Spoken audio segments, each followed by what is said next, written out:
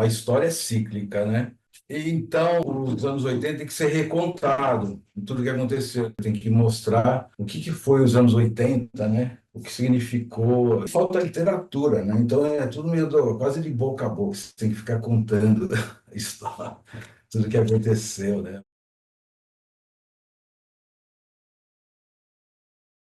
Eu comecei a pintar lá para os anos em 74, 75.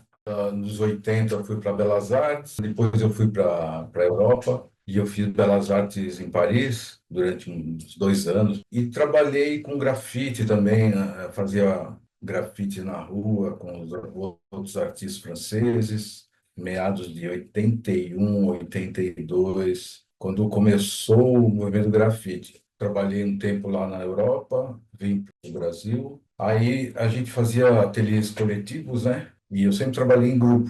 Então a gente teve um ateliê, vários ateliês, não era eu, Leonilson, o Manholo, a Leda Catunda participava também. Depois, mais tarde, tive ateliê com os grafiteiros, o pessoal do Tupinambá, entre outros, né? Antes de ser artista, todo mundo era amigo mesmo. E aí eu ingressei no grupo no Tupinambá, mais tarde. Eu tenho esse coletivo, né? Com o Zé Carratu, com o Carlos Delfino, e a gente faz algumas intervenções urbanas.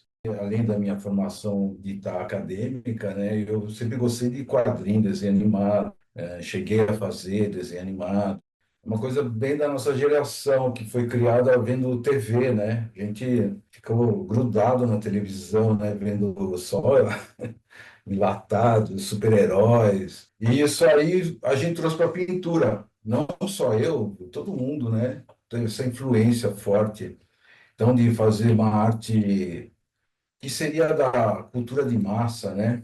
Uma coisa pós-pop, na verdade, né? Pop exaltava a cultura de massa, mas a gente já tinha nascido dentro da cultura de massa, então era natural, assim, não era nem a questão de exaltar a linguagem do mass media, né?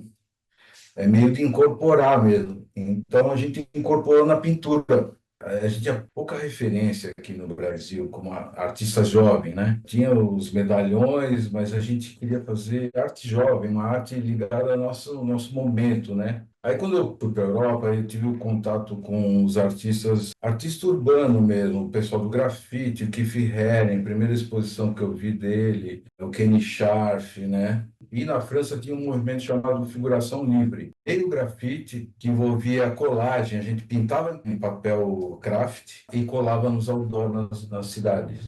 Era um trabalho misto, que a gente trabalhava no ateliê e fazia o trabalho de rua também. Eu sempre curti muito o trabalho de rua, por ser essa coisa democrática, né? E é uma arte feita na periferia para o centro, né?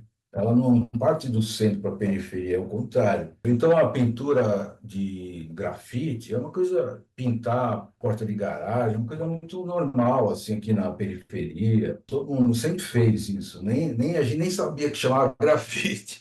E eu, desde garoto, fazia isso aí, fazia a porta de bar, lanchonete, a gente fazia essas coisas, assim, pintava. E eu sempre participei disso aí, sabe? Sempre tive essa oportunidade, assim, rolava, a gente pintava o Beco do Batman, por exemplo. O Beco do Batman, nós começamos a pintar. E os primeiros desenhos, 84, 85, foram os tupis. E ali a gente teve o ateliê na Vila Madalena, né? E ali é onde concentrava mesmo, todo o negócio de grafite, de arte de rua, porque a gente vivia na rua, né, pintando. Ninguém trabalhava para ter grana ou sei lá o quê.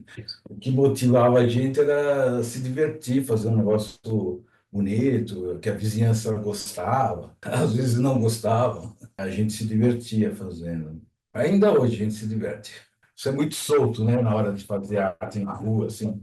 Você não está visando o mercado, era, pelo menos isso no começo dos anos 80, né? Aí tinha esse sonho aí de ser meio, fazer arte para todos, sabe? Tipo, você ganhar do Estado, o Estado te pagar para você ficar lá o dia inteiro pintando na rua. Alguma coisa assim, era meio um sonho, assim. Mas eu trabalho muito de ateliê também, né? Acho que 90% do meu trabalho é no ateliê. E muitas vezes que eu faço hoje, o que eu vou fazer na rua, assim, se eu vou pintar um painel, eu faço muitos desenhos, muitos projetinhos antes. Diferente daquela época que a gente ia lá e vomitava um trampo, assim, sabe? Hoje a gente é mais comedido, né? Mais velhinho também, né? Então fica mais educado.